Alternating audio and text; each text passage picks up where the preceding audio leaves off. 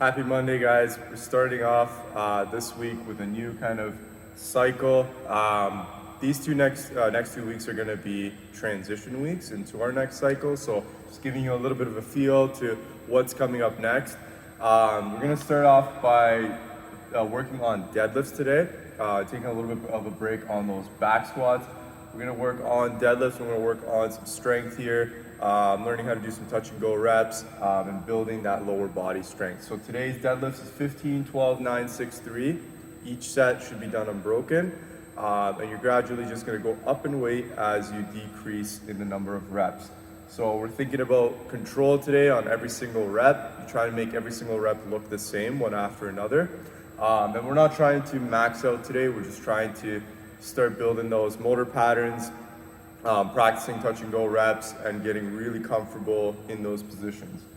From there, we're going to go into a WOD. We're going to do a benchmark that we do quite often, Diane, 21, 15, 9 of deadlifts and handstand push-ups. So this is a good one to look back into your journal.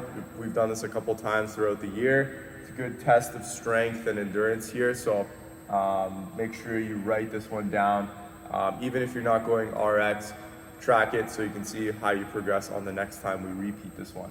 So overall today, we're going to focus on progressions. So I want you guys to think of progressions as weights and where you are in your deadlift.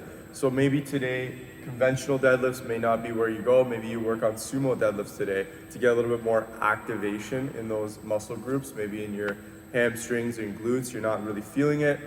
Maybe in a certain position, you might need to progress and work on a different position for now to get more activation. Or if you're not able to keep your spine in that good position, your back's not flat in a conventional deadlift, be good to work on a sumo deadlift today. So it's all about progression today and getting that appropriate activation in the legs. We're going to focus on the hamstrings and the glutes specifically.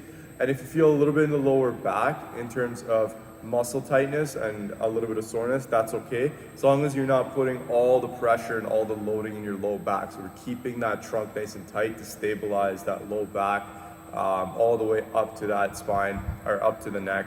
But main focus is going to be activation of the lower body. So as we do that, guys, we're going to get the best stimulus out of today, which is going to be the strength endurance aspect of the workout. So we're trying to work on building strength here while under fatigue. So we're building that endurance alongside it. And we want to pick those progressions where we're feeling that activation in our hamstrings and glutes as we're doing the workout. We don't want to just pick a progression that we're just kind of mindlessly going through. I want you to find something that you're actually feeling a little bit of a challenge with, but again, you're maintaining that form with. So with the 21s, the 15s, and the 9s, I would not break it more than 3 sets. So let's say with 21s, you're doing sets of 7 with about a 10-15 second break at most in between those sets.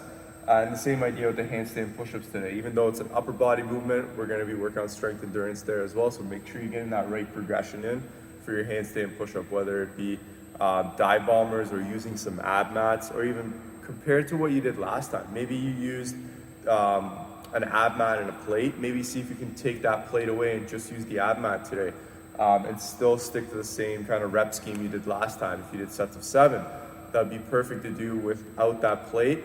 And then challenge yourself and see if you can do that. And that's a good indicator of if you progressed or not based on the last time you've done it.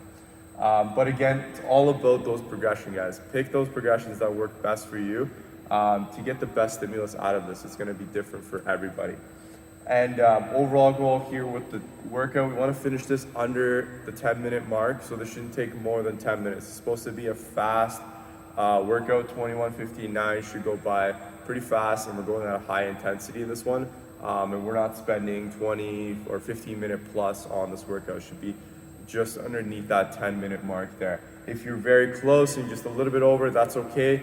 But make sure you're picking those progressions, asking your coach what weights you should be using based on how it feels and where you are at with your skill level. So hope you guys enjoy this one. Let's set some benchmarks, and we'll see you guys today.